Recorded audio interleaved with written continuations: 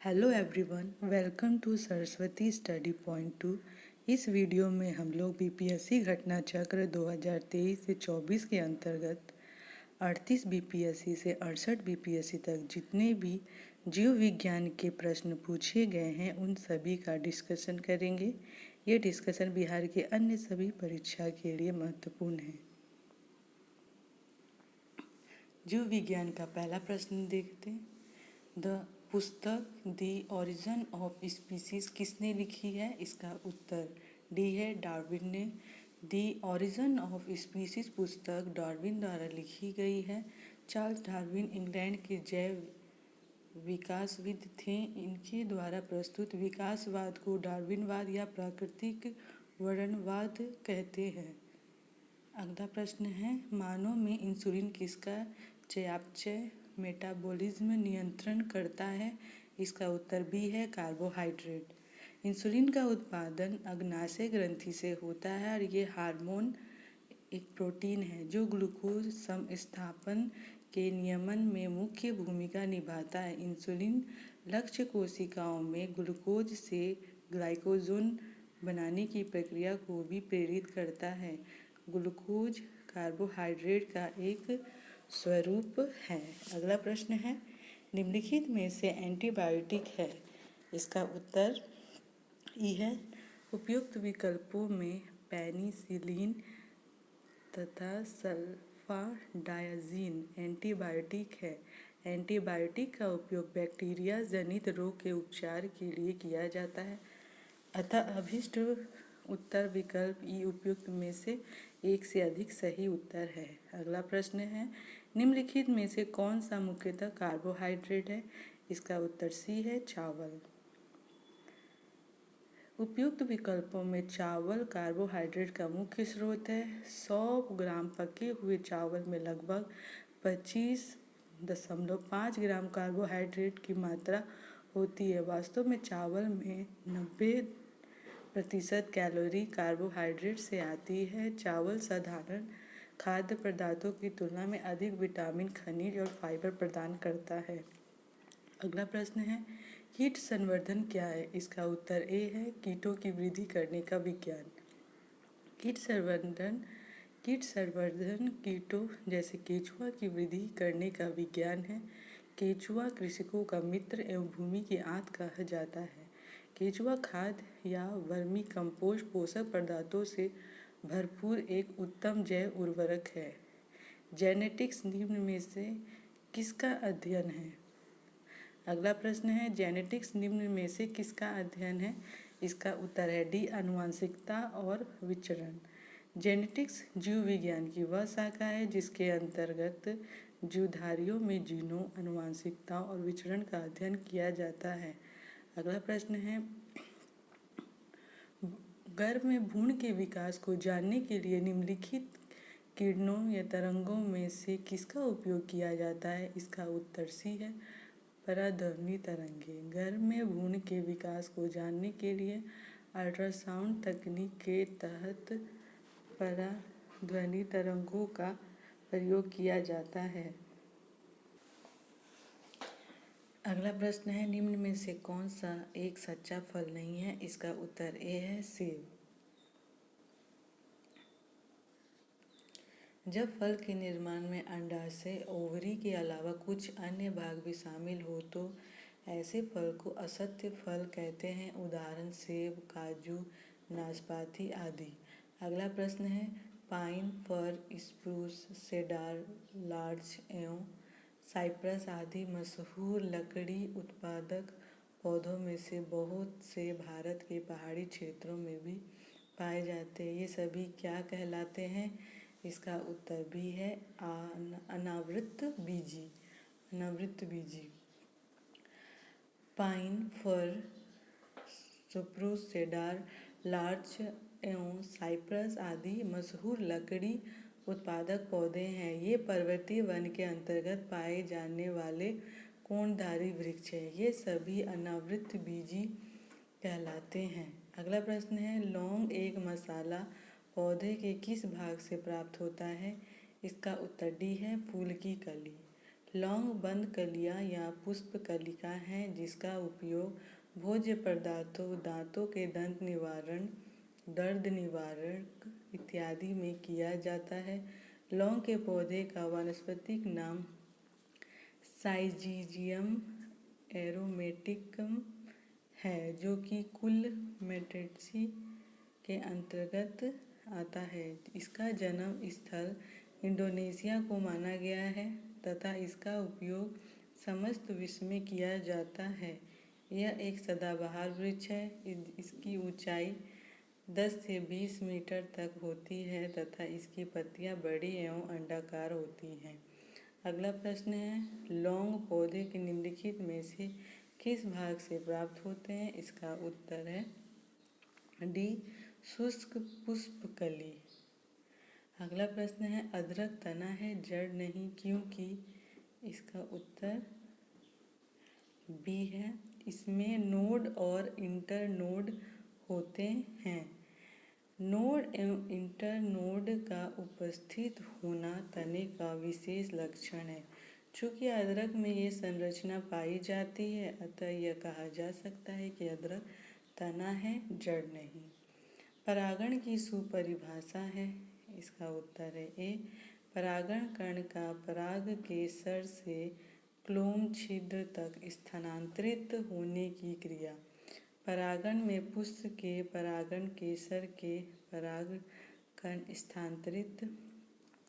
स्थानांतरित होकर पुष्प के स्त्री केसर या क्लोम छिद्र तक पहुँचते हैं। इस क्रिया को परागण कहते हैं। अगला प्रश्न है, पादप कली। इसका उत्तर ए है, एक भ्रूण टहनी।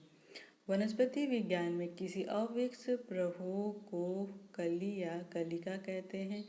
यह किसी पत्ती के कक्ष पर या तने के अंतिम छोर पर उत्पन्न होती है। अगला प्रश्न है, पौधे जो नमक युक्त मिट्टी में उगते हैं को क्या कहते हैं? इसका उत्तर सी है, हैलोफाइट। लवण मृदोद्भिद हैलोफाइट उन पादपों को कहते हैं जो उच्च लवणता युक्त जल में पैदा होते हैं। अगला प्रश्न है, लवणता युक्त वातावरण प्रेमी पौधों को क्या कहते हैं? इसका उत्तर डी है, लवण मृदोद्भिद।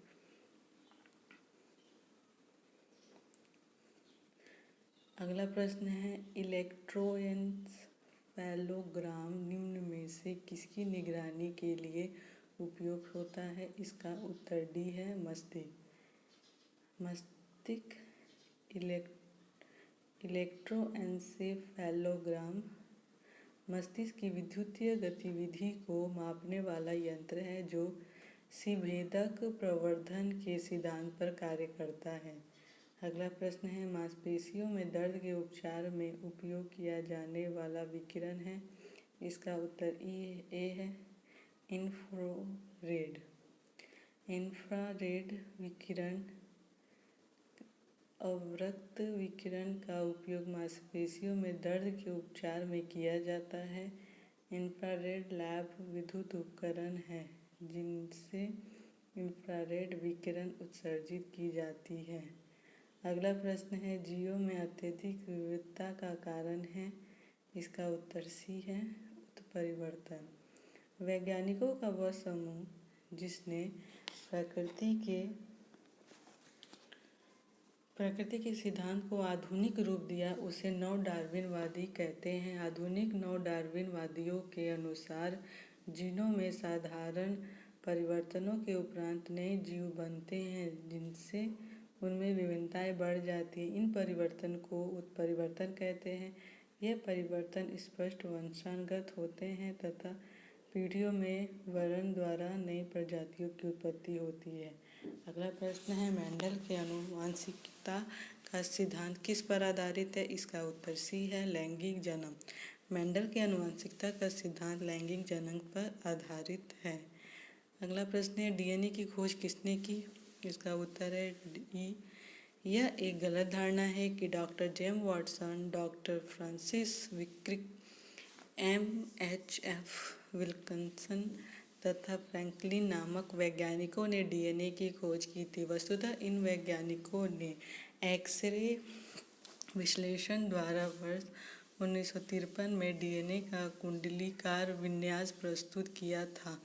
वास्तव में डीएनए की पहचान सर्वप्रथम वर्ष 1869 में स्विस रसायन शास्त्री फ्रेडरिक मिस्चर ने की थी। फ्रेडरिक ने इसे न्यूक्लिन कहा था।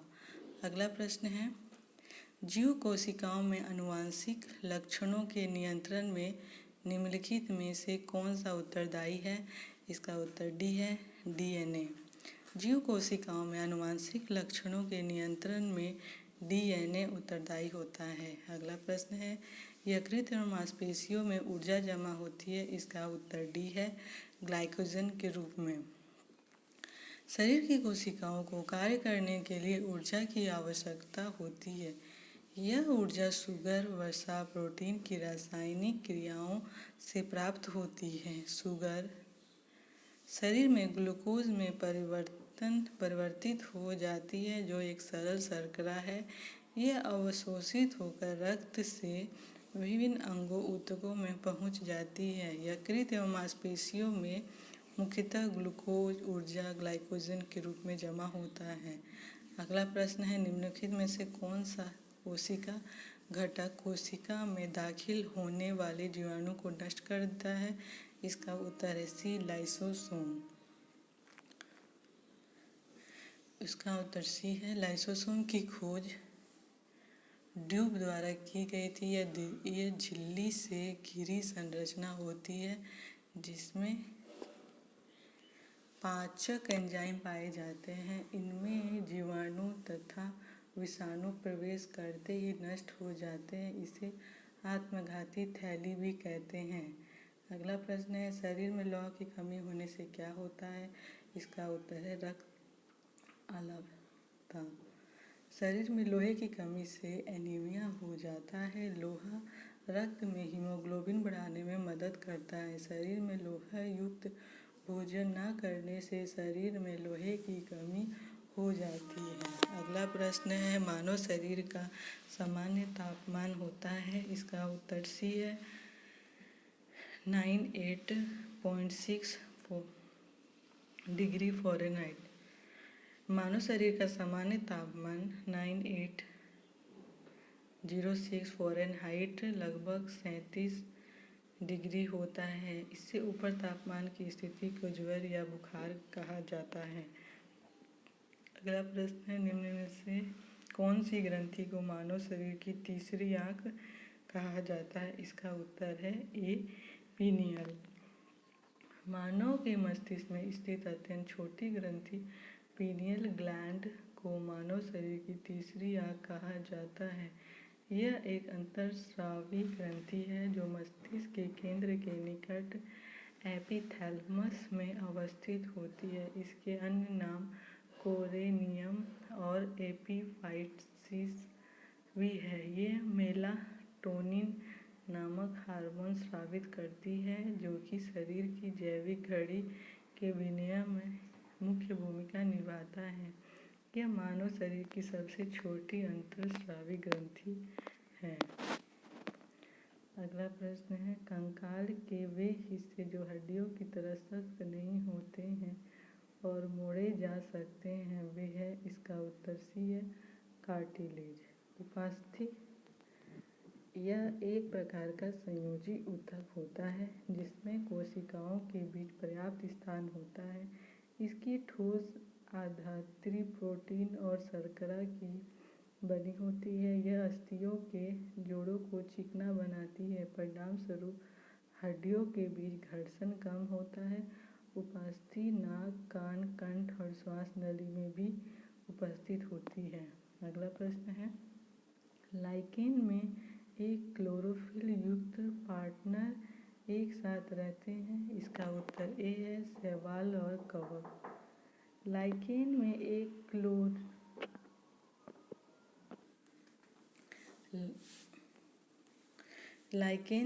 क्लोरोफिल युक्त पार्टनर शैवाल और कवक एक साथ रहते हैं। इस प्रकार की संरचना में कवक अधिक प्रभावी साझेदार होता है। कवक शैवाल को आश्रय, जल एवं खनिज प्रदान करते हैं बदले में शैवाल कवक को भोजन प्रदान करता है जिसे वह प्रकाश संश्लेषण द्वारा तैयार करता है। जीव विज्ञान में यदि दो जीव एक दूसरे की मदद करते हैं तो इसे सहजीवी संबंध कहा जाता है।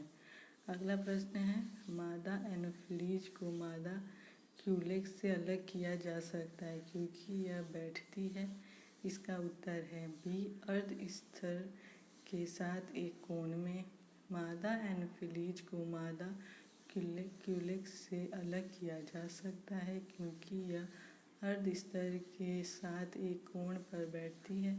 वैश्विक स्तर पर देखा जाए तो मच्छरों की 3500 से अधिक प्रजातियां पाई जाती है एवं उनको 3 प्रजातियों में विभाजित किया जाता है, क्यूलेक्स, एनोफिलीज तथा एंडीज। प्रत्येक जीन्स एक विशिष्ट परजीवी के मध्यवर्ती मेजबान के रूप में कार्य करता है। इसके अतिरिक्त इनमें भोजन श्रृंखला, आकार, आवास आदि को लेकर पर्याप्त अंतर होता है। क्यूलेक्स एवं एनोफिलीज में अंतर। क्यूलेक्स इसके अंडे पानी की सतह पर गुच्छों के रूप में पैदा होते हैं। एनोफिलीज में अंडे पानी की सतह पर गुच्छों में अलग अलग पैदा होते हैं।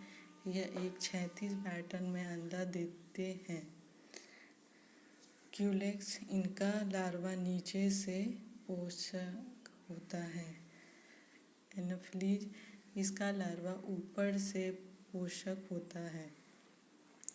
क्यूलेक्स इनके पंख पारदर्शी होते हैं। एनोफिलीज इनके पंख धब्बेदार होते हैं। क्यूलेक्स ये दूर तक उड़ने में सक्षम होते हैं।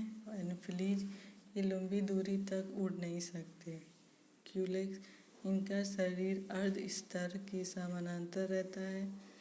एनोफिलीज इनका शरीर अर्ध स्तर से एक कोण पर टिका होता है।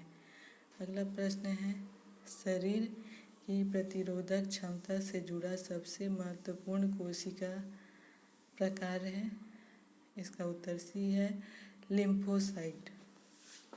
लिम्फोसाइट शरीर की प्रतिरोधक क्षमता से जुड़ा सबसे महत्वपूर्ण कोशिका प्रकार है। लिम्फोसाइट अस्थि मज्जा में बनती है और रक्त एवं लसिका ऊतक में पाई जाती है। जो 2 प्रकार के लिम्फोसाइट होते हैं, लिम्फोसाइट बी और lymphocyte T. Lymphocyte B antibody बनाते हैं और लिम्फोसाइट टी ट्यूमर कोशिकाओं को मारने में मदद करते हैं। लिम्फोसाइट एक प्रकार की श्वेत रक्त कोशिका होती है। अगला प्रश्न है, मानव शरीर की मांसपेशियों के बारे में निम्नलिखित में से कौन सा कथन गलत है। इसका उत्तर है ए, मांसपेशियां केवल हड्डी को धक्का दे सकती हैं। मांसपेशियां एक व्यक्ति को चलने, बोलने, खाने आदि काम में सहायक होती है। ये दिल की धड़कन, श्वसन और पाचन को नियंत्रित करती है। तापमान विनियमन और दृष्टि सहित कई अन्य कार्य भी पेशी प्रणाली पर निर्भर करते हैं। मांसपेशियां जोड़ी में कार्य करती है और सिकुड़ने पर छोटी, सख्त और मोटी हो जाती है। अगला प्रश्न है, ल्यूकेमिया कई प्रकार के कैंसर का एक नाम है जो अस्थिमज्जा में उत्पन्न होता है और बहु संख्या में असामान्य रक्त कणिकाओं का बनना शुरू करता है। ये रक्त कणिकाएं कौन हैं? इसका उत्तर ए है, श्वेत रक्त कणिका।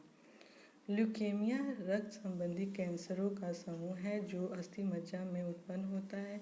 इसमें रुधिर में श्वेत रक्त कणिकाओं की संख्या असमान रूप से बढ़ जाती है। उल्लेखनीय है कि WBC हमारे शरीर की प्रतिरक्षा प्रणाली के संदर्भ में अत्यंत महत्वपूर्ण होती है, जो कि संक्रमणों से शरीर की रक्षा करती है। ल्यूकेमिया में बनने वाली असमान श्वेत रक्त कणिकाएं पूर्णतः विकसित नहीं होती और वे सामान्य रक्त कणिकाओं का स्थान लेकर शरीर की प्रतिरक्षा प्रणाली को कमजोर करती हैं। मानव शरीर के किस अंग में उपकला कोशिका पाई जाती है? इसका उत्तर ए है, उपकरण ऊतक। एक महीन और चिकनी झिल्ली है जो शरीर के भीतरी समस्त अंगों के बाह्य पृष्ठों को आच्छादित किए हुए है। उपकला उत्तक शरीर के विभिन्न अंग जैसे जिह्वा, वृक्क, नली, लार ग्रंथि, श्वेत ग्रंथि, अग्नाशय, फेफड़ा, नाक, आँख, कान में पाया जाता है। अगला प्रश्न है अंतर्ज्वर रोग मानव शरीर के किस अंग को प्रभावित करता है? इसका उत्तर है डी, आंत को। टाइफाइड रोग, टाइफाइड हैजा आंत को प्रभावित करता है। टीबी, प्लेग, निमोनिया फेफड़ा को प्रभावित करता है। टिटनेस कोढ़ तंत्रिका तंत्र को और डिप्थीरिया काली खांसी श्वास नली को। अगला प्रश्न है कार्बनिक कृषि एक ऐसी कृषि प्रणाली है जिसमें, इसका उत्तर सी है, कार्बनिक खादों, पुनर्चक्रित फार्म अपशिष्टों तथा जैव कारकों का अधिकतम मात्रा में प्रयोग किया जाता है। अगला प्रश्न है, इसका एक्सप्लेनेशन देखते हैं। कार्बनिक कृषि में रासायनिक उर्वरकों एवं कीटनाशकों का उपयोग न्यूनतम लगभग शून्य तथा कार्बनिक खाद, कंपोस्ट खाद, कृषि अपशिष्ट, जैविक खाद जैसे नील हरित शैवाल आदि का अधिकतम प्रयोग किया जाता है। अगला प्रश्न है निम्नलिखित में से कौन सी क्रिया पृथ्वी पर हो रहे कार्बन चक्र में ऑक्सीजन को बढ़ाती है? इसका उत्तर डी है, प्रकाश संश्लेषण। प्रकाश संश्लेषण की प्रक्रिया में कार्बन डाइऑक्साइड ग्रहण होता है तथा ऑक्सीजन मुक्त होता है। पृथ्वी पर कार्बन चक्र में प्रकाश संश्लेषण की क्रिया ऑक्सीजन को बढ़ाती है। अगला प्रश्न है निम्न में से संवहनी पौधे को चुनिए। इसका उत्तर डी है, फर्न। फर्न एक संवहनीय पौधा है। संवहनीय पौधा उन पौधों को कहा जाता है जिनमें जल और खनिज को भूमि से पादप के विभिन्न अंगों तक ले जाने के लिए लिग्नित ऊतक पाए जाते हैं। अगला प्रश्न है स्पाइरोगाइरा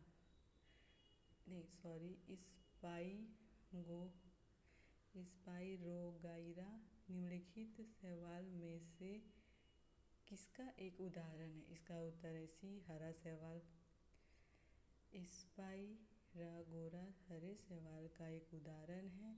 इसमें क्लोरोफिल पाया जाता है अतः यह प्रकाश संश्लेषण की क्रिया द्वारा स्वयं अपना भोजन बनाता है। दुनिया भर में इसकी 400 से अधिक प्रजातियां हैं।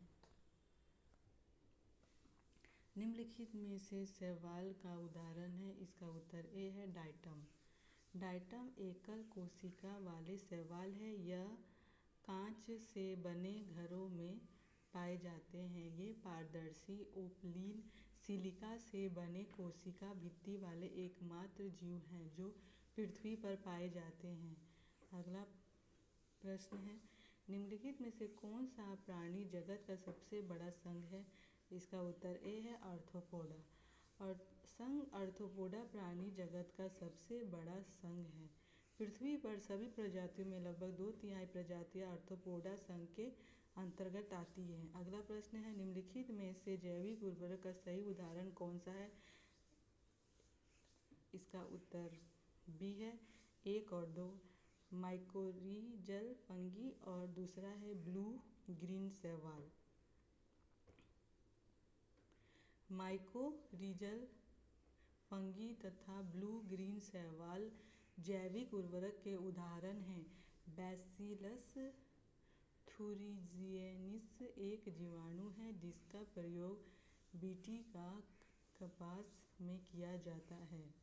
निम्न में से, अगला प्रश्न है निम्न में से किस पौधे ने खाद्य सामग्री संग्रहण करने के लिए अपने स्टेम को संशोधित किया है?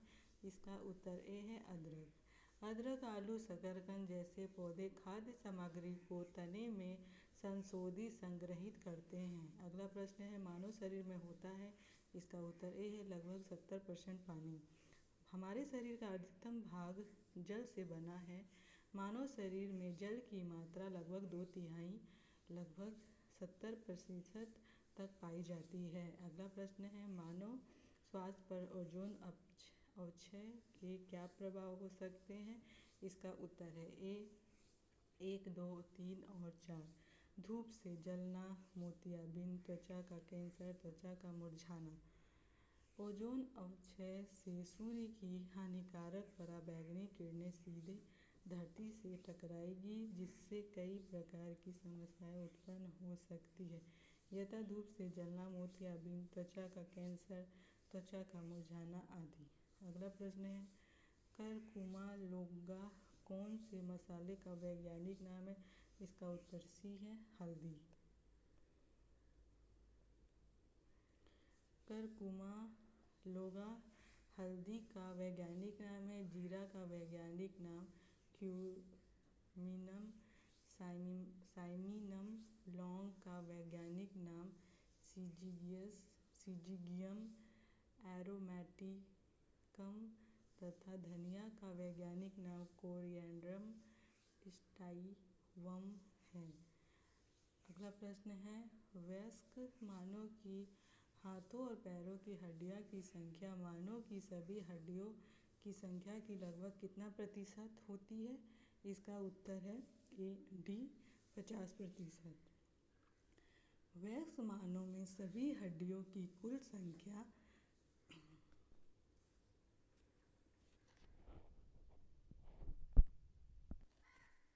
वयस्क मानव में सभी हड्डियों की कुल संख्या 206 होती है, जबकि प्रत्येक हाथ में कुल 27 और प्रत्येक पैर में कुल 26 हड्डियां होती है।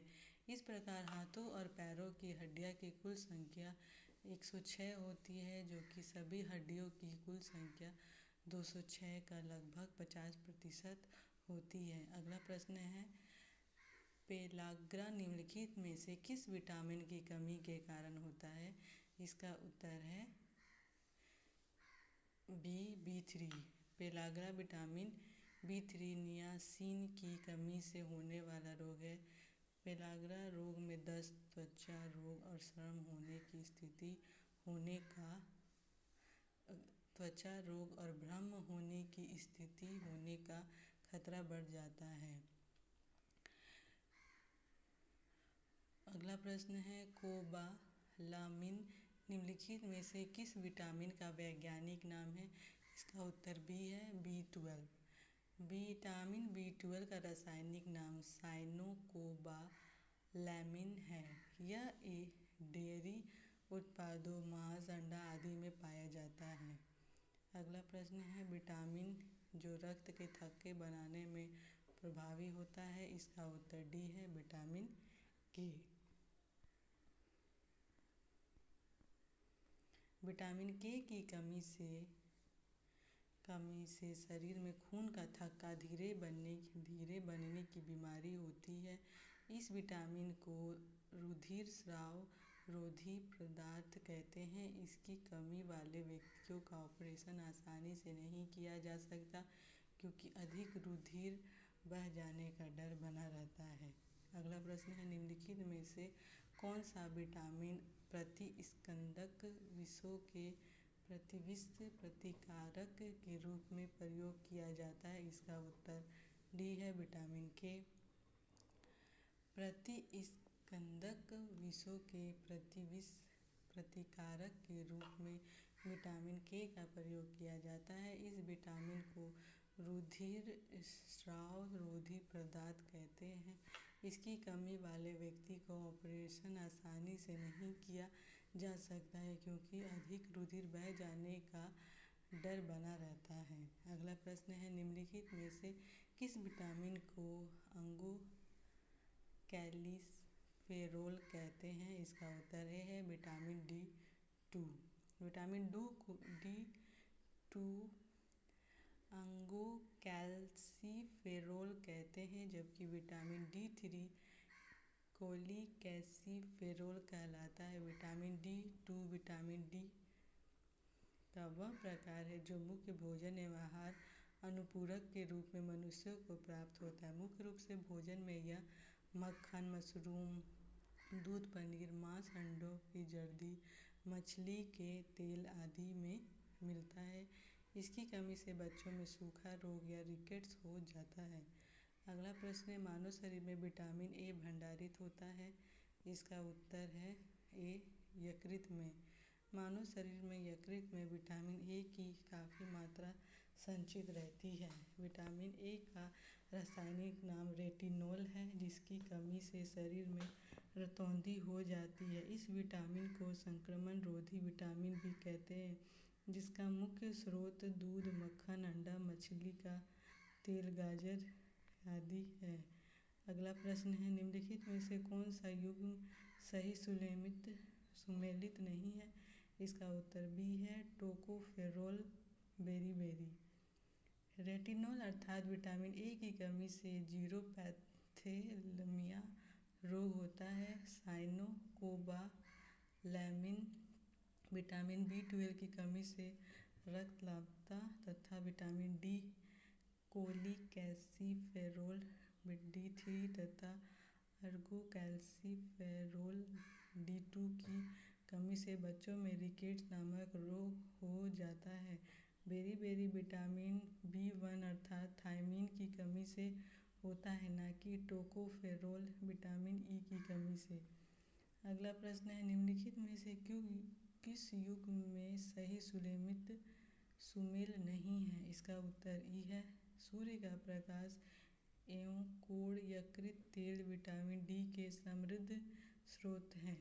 गेहूँ अंकुर तेल विटामिन ई का प्रमुख स्रोत है, जबकि अल्फाल्फा से विटामिन के प्रचुर मात्रा में मिलता है। यद्यपि संतरा विटामिन सी का प्रमुख स्रोत है, यद्यपि इसमें विटामिन B1 भी बहुत कम मात्रा में प्राप्त होता है, अतः विकल्प ई अभिष्ट उत्तर होगा। अगला प्रश्न है, जिस विटामिन में कोबाल्ट होता है वह है? इसका उत्तर डी है, B12। कोबाल्ट एक खनिज लवण है जो कि विटामिन B12 साइनोकोबालामिन का महत्वपूर्ण घटक है। विटामिन 12 वृद्धि ग्रोथ के लिए आवश्यक होता है तथा इसकी कमी से तंत्रिका तंत्र की कार्यक्रिया भी गड़बड़ हो जाती है। विटामिन 12 के महत्वपूर्ण स्रोत मांस, मछली, यकृत, दूध, पनीर इत्यादि हैं। आंत के जीवाणु भी इसका संश्लेषण करते हैं। अगला प्रश्न है, एक स्वस्थ वयस्क मनुष्य में रक्त का कुल परिमाप होता है? इसका उत्तर है ए, 5 से 6 लीटर। तरल रक्त एक तरल संयोजी ऊतक है। यह रक्त वाहिनियों के अंदर विभिन्न अंगों में नियमित रूप से गतिशील रहता है। मनुष्य के शरीर में रक्त की मात्रा शरीर के भार का लगभग 7 से 8% होती है, अतः एक 70 किलोग्राम भार वाले वयस्क मनुष्य में शरीर में लगभग 5 से 6 लीटर रक्त होता है, जो उसके संपूर्ण शरीर के भार का लगभग 1/13 भाग होता है। अगला प्रश्न है, निम्नलिखित में से कौन सा एक एंटीबायोटिक नहीं है? इसका उत्तर बी है, ऑक्सीटोसिन। ऑक्सीटोसिन सभी स्तनधारियों में पाए जाने वाला एक हार्मोन है जो कि मस्तिष्क के हाइपोथैलेमस नामक हिस्से में पैदा होता है और पिट्यूटरी ग्रंथि में इकट्ठा रहता है। नर का मादा के प्रति आकर्षण पैदा करने में इसकी विशेष भूमिका है, इसलिए इसको लव हार्मोन भी कहा जाता है, जबकि एरिथ्रोमाइसिन, पेनिसिलिन एंटीबायोटिक के उदाहरण हैं। अगला प्रश्न है, हेपेटाइटिस बी विषाणु का उद्भव काल होता है? इसका उत्तर बी है, 30 से 180 दिन। संक्रमण के समय बाद रोगों के लक्षण उत्पन्न होते हैं। इस काल को उद्भव काल कहते हैं। हेपेटाइटिस बी विषाणु का उद्भव काल लगभग 75 दिन का होता है, लेकिन यह सीमा 30 से 180 दिनों तक स्विंग कर सकती है। हेपेटाइटिस बी एक संक्रमणकारी रोग है जो विषाणु से होता है और रक्त के द्वारा यह फैलता है। हेपेटाइटिस बी विश्व का सबसे अधिक सामान्य लीवर यकृत का संक्रमण है। यह हेपेटाइटिस बी वायरस HIV के कारण होता है। अगला प्रश्न है, निःश्वसन के समय डायफ्राम हो जाता है? इसका उत्तर बी है, गुंबदाकार। वायुमंडल से शुद्ध वायु का हमारे फेफड़ों तक पहुंचना और अशुद्ध वायु का फेफड़ों से बाहर निकलने की क्रिया को श्वासोच्छ्वास ब्रीथिंग कहा जाता है। यह क्रिया दो भागों में पूरी होती है, निःश्वसन और निःश्वसन, इंस्पायरेशन। दूसरा है निःश्वसन, एक्सपायरेशन। निःश्वसन एक्सपायरेशन की क्रिया में कार्बन डाइऑक्साइड युक्त हवा फेफड़ों से बाहर निकलती है। इसमें पसलियाँ और डायफ्राम अपनी सामान्य स्थिति में आ जाते हैं। बस गुदा का आयतन भी फिर से कम हो जाता है। इसके कारण फेफड़े पर दबाव बढ़ जाता है और कार्बन डाइऑक्साइड गैस हवा में मिलकर शरीर से बाहर निकल जाती है। निःश्वसन के समय डायफ्राम गुंबदाकार हो जाता है। अगला प्रश्न है, निम्नलिखित में से कौन सी ये गैस वातावरण प्रदूषण मानी जाती है? इसका उत्तर सी है, सल्फर डाइऑक्साइड। सल्फर डाइऑक्साइड वातावरण प्रदूषण गैस मानी जाती है। यह स्वास्थ्य और पर्यावरण दोनों को प्रभावित कर सकती है। सल्फर डाइऑक्साइड के अल्पकालिक जोखिम मानव श्वसन प्रणाली को नुकसान पहुंचा सकते हैं और सांस लेने में कठिनाइयां उत्पन्न कर सकते हैं। वातावरण में सल्फर डाइऑक्साइड का सबसे बड़ा स्रोत विद्युत संयंत्रों और अन्य औद्योगिक गतिविधियों में जीवाश्म ईंधन का दहन है। अगला प्रश्न है, निम्नलिखित में से किसका प्रयोग मच्छरों के जैविक नियंत्रण के लिए किया जाता है? इसका उत्तर डी है, गैम्बूसिया। गैम्बूसिया मछली का प्रयोग मच्छरों के जैविक नियंत्रण के लिए किया जा सकता है। मच्छर मछली के रूप में लोकप्रिय गैम्बूसिया प्रजाति का प्रयोग कई देशों में वेक्टर जनित रोगों के संचरण की जांच के लिए जैव नियंत्रण उपाय के रूप में किया जाता है। अगला प्रश्न है, विटामिन सी की कमी से होता है? इसका उत्तर है सी, स्कर्वी। विटामिन सी का रासायनिक नाम एस्कोर्बिक एसिड होता है। इसकी कमी से स्कर्वी रोग हो जाता है। विटामिन बी और सी जल में घुलनशील विटामिन हैं। विटामिन कार्बनिक यौगिक होते हैं जो कि शरीर को संतुलित रूप से संचालन के लिए आवश्यक होते हैं। अगला प्रश्न है, हीमोग्लोबिन का कार्य है? इसका उत्तर है ए, ऑक्सीजन का परिवहन। हीमोग्लोबिन फेफड़े से शरीर के ऊतकों तक ऑक्सीजन ले जाने और कार्बन डाइऑक्साइड को वापस फेफड़े तक पहुंचाने का काम करता है। अर्थात हीमोग्लोबिन का कार्य ऑक्सीजन का परिवहन करना है। रक्त संचार और शरीर के सभी अंगों के कार्य के लिए ऑक्सीजन की आवश्यकता होती है, जिसमें हीमोग्लोबिन अपनी महत्वपूर्ण भूमिका अदा करता है। अगला प्रश्न है, आधान ट्रांसफ्यूजन में रक्त न केवल रक्त के प्रकार में बल्कि डैश से में भी संगत होना चाहिए। इसका उत्तर ए है, RH कारक। रक्त आदान ब्लड ट्रांसफ्यूजन में रक्त के प्रकार के साथ RH कारक का भी संगत होना आवश्यक है। RH कारक की खोज लैंडस्टीनर और वीनर ने रिसर्च बंदर के रक्त में की थी। अगला प्रश्न है, लाल रक्त कणिका विहीन जंतु है? इसका उत्तर बी है, केंचुआ। केंचुआ में लाल रक्त कणिकाओं का अभाव होता है। अगला प्रश्न है, इनमें से रक्त दबाव का मापक यंत्र कौन सा है? इसका उत्तर सी है, स्फिग्मोमैनोमीटर। मनुष्य का औसत रक्तचाप 120 से 80 होता है। धमनियों में रक्त दाब की दो अवस्थाएं होती हैं। पहले को प्रकुंचन दाब तथा दूसरे को प्रसार दाब कहते हैं। सामान्य तौर पर प्रकुंचन दाब 120 मिली Hg तथा प्रसारण दाब 80 मिली Hg होता है। रक्तचाप को डॉक्टर स्फिग्मोमैनोमीटर यंत्र द्वारा मापता है। अगला प्रश्न है, यकृत से प्रति मिनट औसत रक्त प्रवाह होता है? इसका है आंसर बी, 120 1200 सीसी। वृक्क मानव शरीर का एक महत्वपूर्ण अंग है। इसका मुख्य कार्य रक्त की शुद्धि के साथ शरीर में विषाक्त पदार्थों को मूत्र के माध्यम से बाहर निकालना होता है। मानव वृक्क प्रतिदिन लगभग 1500 लीटर रक्त की शुद्धि करता है तथा लगभग 1.5 लीटर मूत्र में तब्दील करता है। वृक्क से प्रति मिनट 1200 सीसी रक्त प्रवाहित होता है। अगला प्रश्न है इंसुलिन है, इसका आंसर है डी प्रोटीन।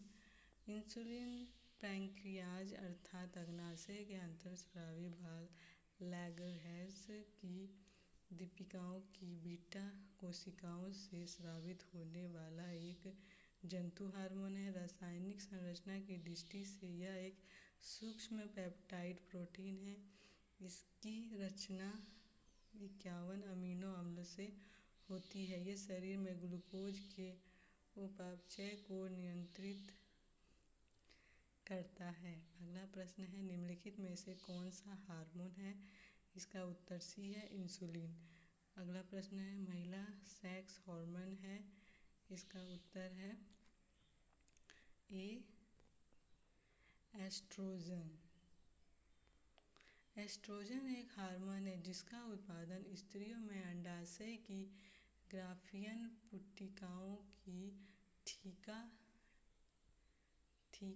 इंटरना की कोशिकाओं द्वारा यौनांग से लेकर रजोनिवृत्ति की आयु लगभग 45 से 52 वर्ष तक होता है।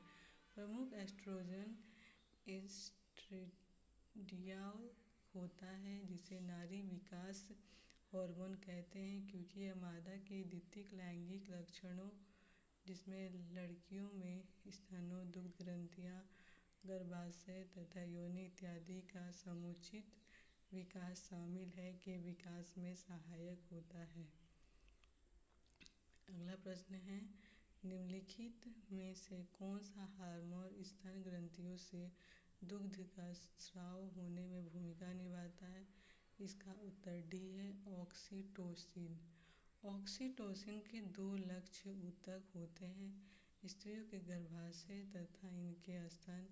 शिशु जन्म के बाद ये हार्मोन गर्भाशय को सामान्य अवस्था में लाने और शिशु द्वारा दुग्धपान के समय स्तनों की पेशियों को सिकोड़कर दुग्ध उत्क्षेपण को बढ़ाने का काम करता है। दुग्ध पालक अपनी गाय भैंसों से अधिक दूध प्राप्त करने के लिए कृत्रिम ऑक्सीटोसिन के इंजेक्शन भी लगाते हैं जिसे पिटोसिन कहते हैं। अगला प्रश्न है निम्नलिखित में से किस हार्मोन में आयोडीन मिली होती है? इसका उत्तर सी है थायरोक्सिन। थायरोक्सिन हार्मोन में आयोडीन मिली होती है। थायरोक्सिन का स्राव थायराइड ग्रंथि द्वारा होता है। थायराइड ग्रंथि से थायरोक्सिन हार्मोन स्रावित करने के लिए उत्तेजित करने वाला यंत्र अंतःस्रावी हार्मोन या थायरोट्रोपिन है जिसका स्रावण अंग पिट्यूटरी की थायरोट्रॉफ कोशिकाएं करती है। शरीर में आयोडीन की कमी से घेंघा रोग हो जाता है। अगला प्रश्न है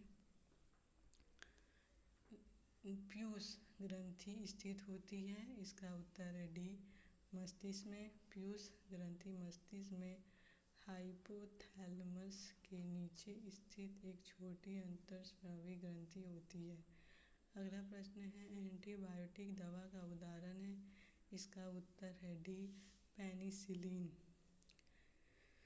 एंटीबायोटिक दवा का प्रयोग जीवाणु जन्य रोगों के उपचार में किया जाता है। प्रश्नगत विकल्पों में पेनिसिलिन एंटीबायोटिक दवा है, इसे पेनिसिलियम नोटेंटम नामक कवकों से प्राप्त किया जाता है।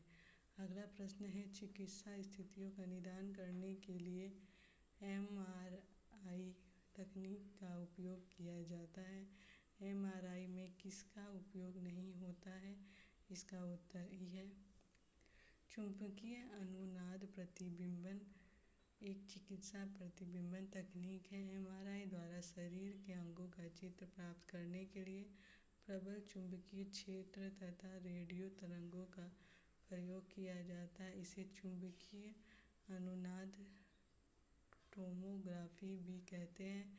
एक्स किरण एवं गामा किरण दोनों ही उच्च आवृत्ति के आयनकारी विकिरण है, जिसका अर्थ है कि इन दोनों में ही किसी परमाणु या अणु से इलेक्ट्रॉन को मुक्त करने हेतु पर्याप्त ऊर्जा होती है।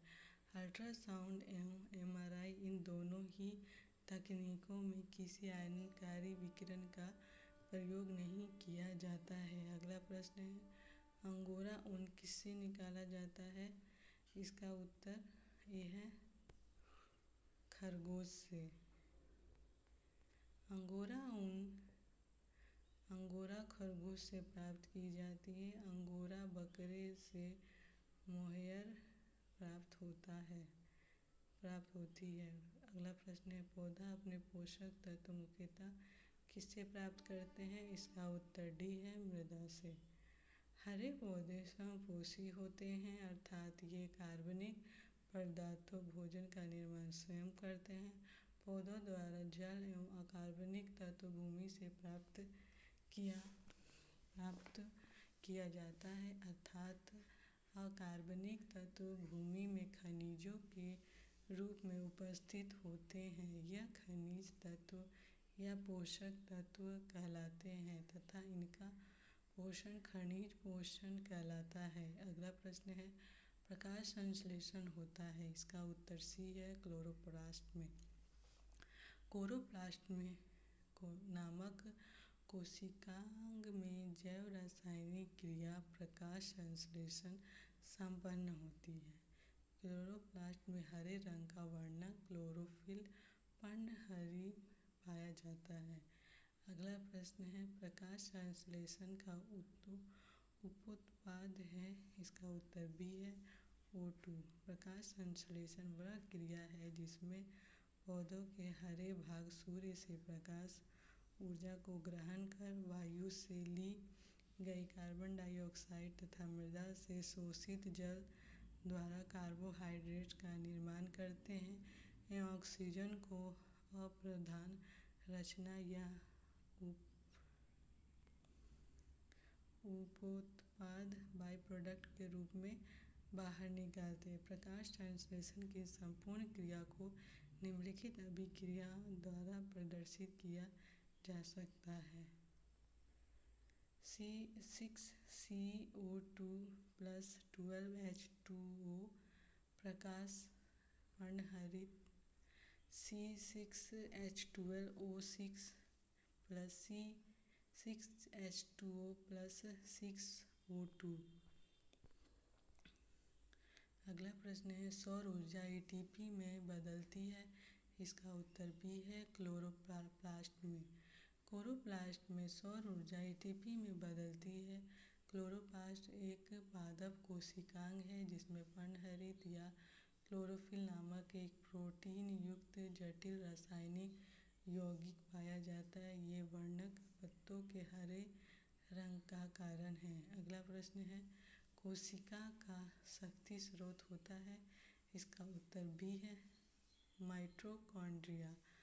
माइटोकॉन्ड्रिया जीवाणु एक नीलहरी शैवाल के अलावा सभी सजीव पादप एवं जंतु कोशिकाओं के कोशिका द्रव में बिखरे हुए कला युक्त कोशिकांग हैं। अगला प्रश्न है, भ्रूण किसमें मिलता है?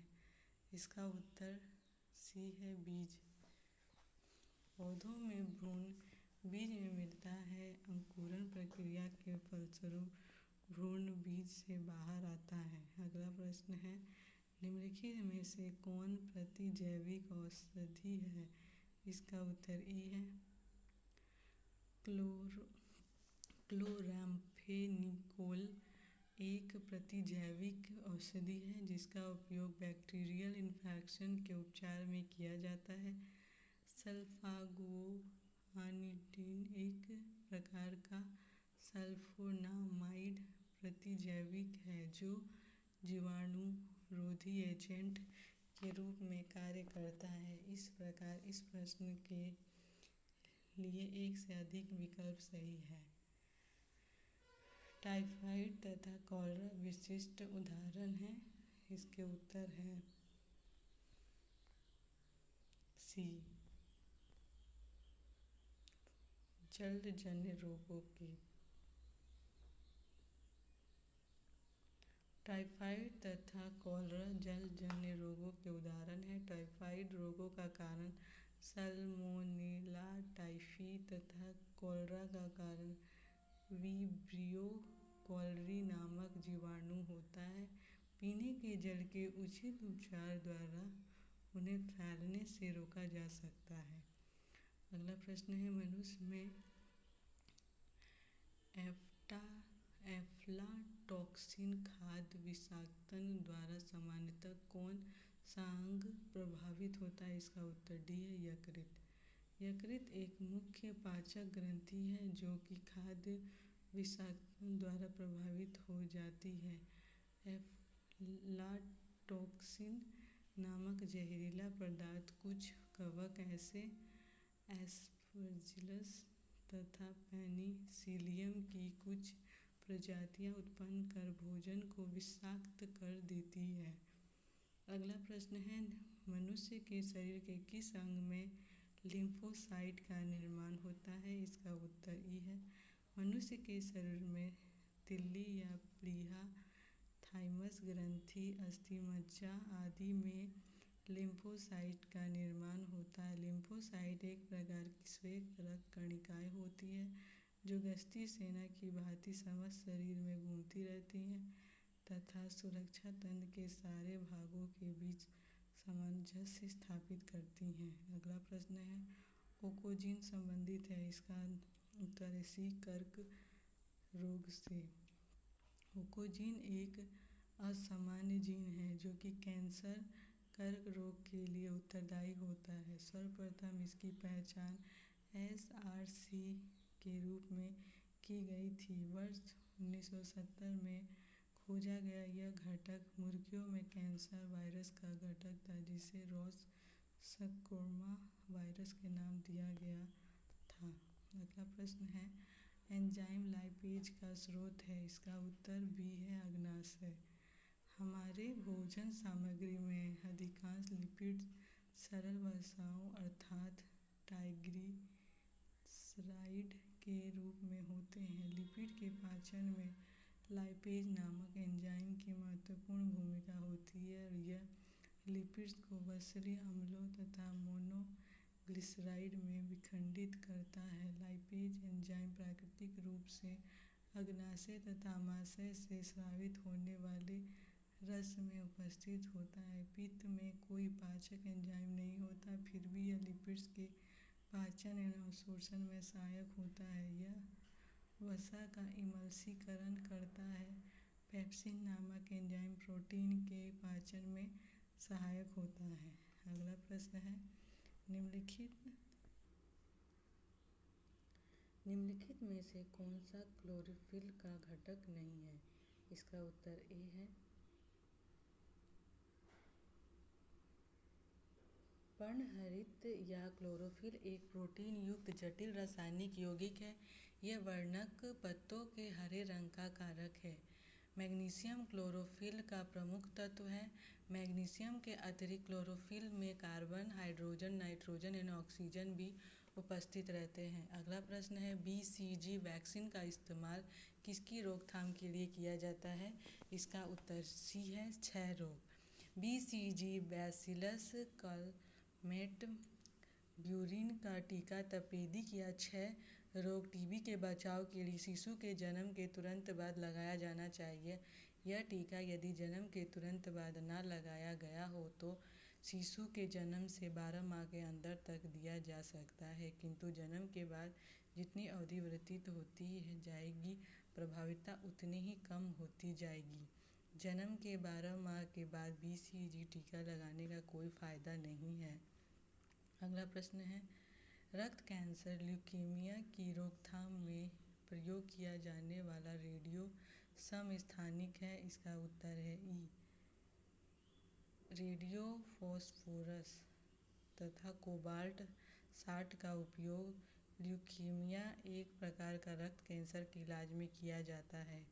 अगला प्रश्न है, तीव्रता एवं प्रयुक्तता के आधार पर निम्नलिखित में से कौन सा कर्क रोग उत्पन्न कर सकता है तथा उसका उपचार भी करता है? इसका उत्तर सी है, आयनियन विकिरण।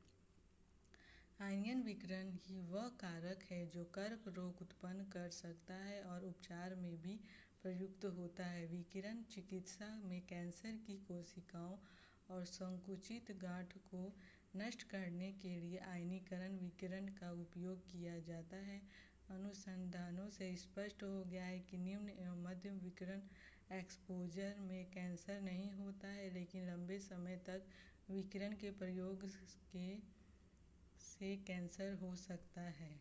अगला प्रश्न है, सहज प्रणाली का परिवर्धन निम्नलिखित में से कौन सा है? इसका उत्तर है सी, प्रणाली की स्वयं पोषी क्रिया।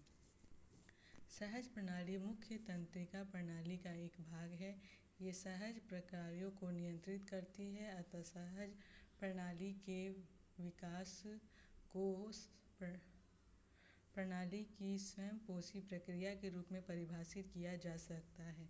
अगला प्रश्न है, शरीर का तापक्रम नियंत्रित करता है? इसका उत्तर भी है, हाइपोथैलेमस।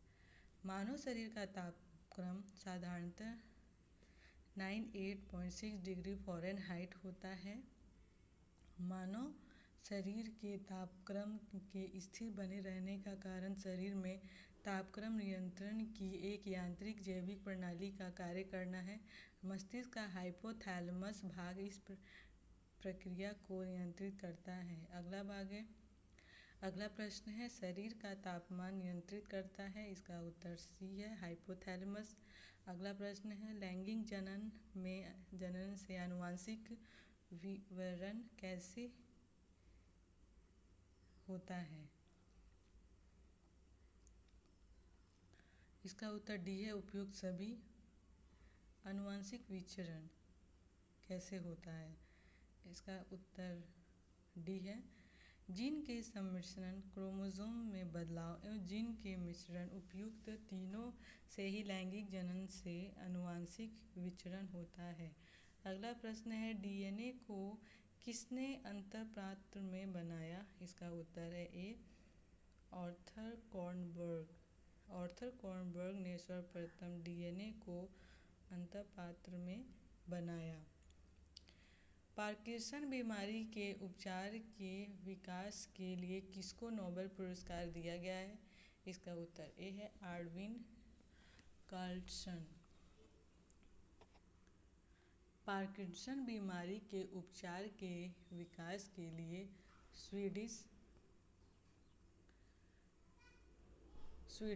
न्यूरोसाइंटिस्ट आर्विन कार्लसन को वर्ष 2000 की फिजियोलॉजी और मेडिसिन में नोबेल पुरस्कार से सम्मानित किया गया। उन्होंने खोजा कि डोपामाइन मस्तिष्क में एक महत्वपूर्ण न्यूरोट्रांसमीटर है और पार्किंसन रोग के दौरान मस्तिष्क के बेसल गैंग्लिया में डोपामाइन उत्पन्न करने वाले तंत्रिका कोशिकाओं का क्षय होने लगता है, जो कि शरीर में कँपकँपी, अकड़न तथा गति अक्षमता। उनके शोध से यह ज्ञात हुआ है कि पार्किंसन रोग मस्तिष्क के कुछ भाग में डोपामाइन की कमी के कारण होता है। इसके लिए एक कारगर औषधि विकसित किया जा सकता है। अगला प्रश्न है, कौन सा दिन डायबिटीज दिवस के रूप में जाना जाता है? इसका उत्तर है डी, 14 नवंबर। विश्व मधुमेह दिवस प्रति वर्ष 14 नवंबर को मनाया जाता है। अगला प्रश्न है, सबसे छोटा जीव जो स्वयं विकास एवं प्रजनन करने में समर्थ है? इसका उत्तर सी है, माइक्रोप्लाज्मा। माइक्रोप्लाज्मा सबसे छोटा जीव है जो स्वयं विकास एवं प्रजनन करने में समर्थ होता है। अगला प्रश्न है, अधिकतर एंजाइम होते हैं? इसका उत्तर ए है, प्रोटीन। एंजाइम मूलतः प्रोटीन होते हैं जिनका निर्माण प्राय नाइट्रोजनीय पदार्थों या अमीनो अम्ल के संश्लेषण द्वारा होता है। अगला प्रश्न है, निम्नलिखित में से किसकी कोशिका में कोई एंजाइम नहीं होता? इसका उत्तर है बी, विषाणु। वायरस में विषाणु शब्द की उत्पत्ति लैटिन शब्द वायरस से हुई है जिसका शाब्दिक अर्थ विषु अणु है। ये अकोशिकीय अति सूक्ष्म जीव हैं जो केवल जीवित कोशिका में ही वंशवृद्धि कर सकते हैं। रासायनिक दृष्टि से ये प्रोटीन आवरण से घिरे न्यूक्लिक अम्ल के खंड हैं। विषाणु पोषण कोशिकाओं के बाहर न तो कोई जैव क्रिया कर सकते हैं और न ही इनका द्विगुण हो सकता है। अगला प्रश्न है, बिल तथा मेलिंडा गेट्स फाउंडेशन द्वारा स्थापित भारत के लिए कार्यक्रम AVAHAN आह्वान किसके प्रतिरोध के लिए कार्यरत है? इसका उत्तर सी है, HIV एड्स। भारत में HIV एड्स की रोकथाम हेतु Bill and Melinda Gates Foundation द्वारा प्रायोजित पहल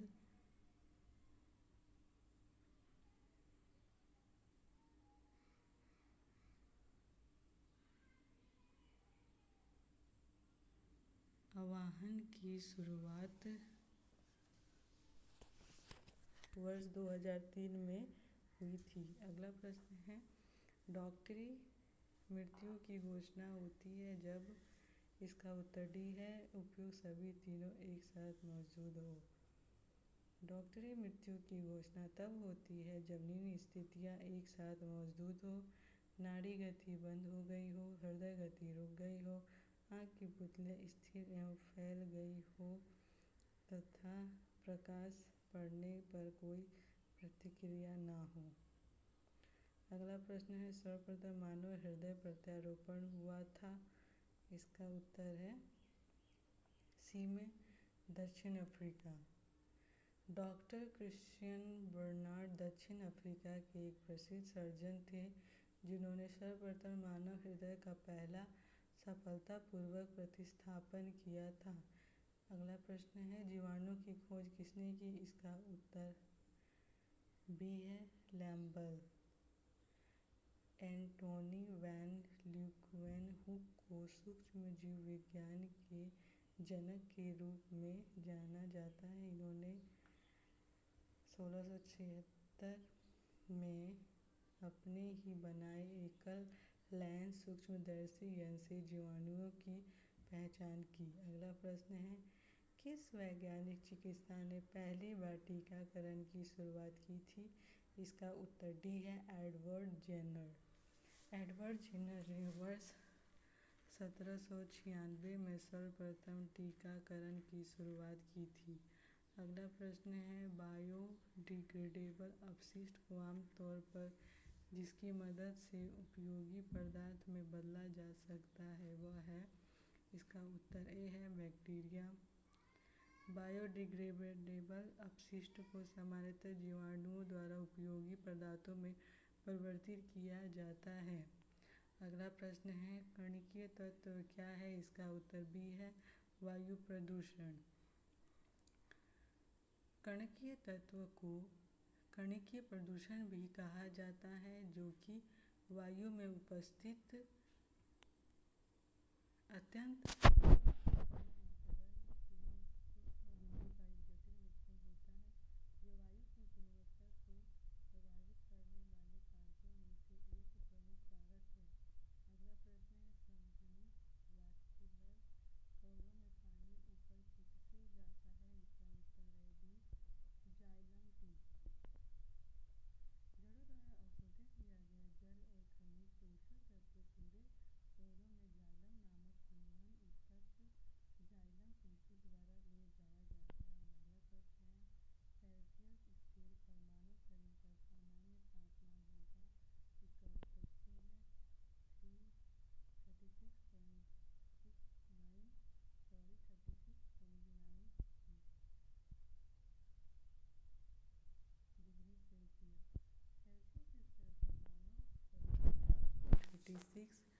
98.9 डिग्री सी होता है। फ़ारेनहाइट में इसका मान 98.4 फ़ारेनहाइट लगभग 98.6 डिग्री फ़ारेनहाइट होता है।